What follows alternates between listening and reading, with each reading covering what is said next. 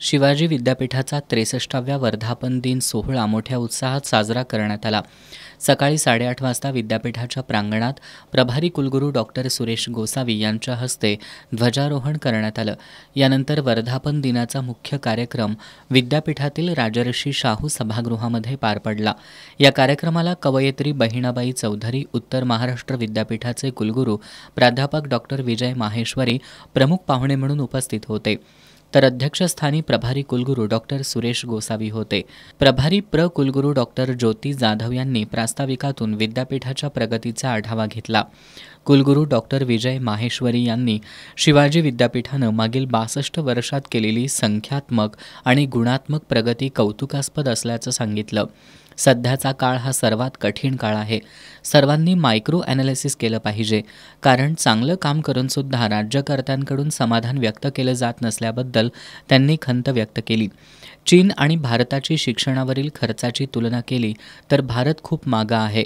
भारतात शिक्षणावर करण्यात येणारा खर्च अत्यल्प आहे। जर भारताला सक्षम आणि प्रगत राष्ट्र बनवायचं असेल तर शिक्षणावर अधिक भर दिला पाहिजे, असं प्रतिपादन त्यांनी केलं।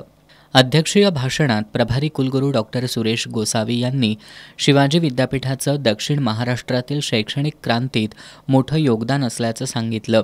विद्यापीठानं अनेक राष्ट्रीय, आंतरराष्ट्रीय विद्यापीठांशी सामंजस्य करार करत संशोधनात सुद्धा भरीव कामगिरी केली असल्याचं डॉक्टर गोसावी यांनी नमूद केलं। यावेळी मान्यवरांच्या हस्ते विद्यापीठातील आणि महाविद्यालयातील गुणवंत शिक्षक, प्रशासकीय सेवक, त्यांची गुणवंत मुलं यांचा सत्कार करण्यात आला। यासह प्रशासकीय गुणवत्ता अभियानांतर्गत पुरस्कार प्राप्त प्रशासकीय विभाग आणि अधिविभाग यांनाही पुरस्कार प्रदान करण्यात आले।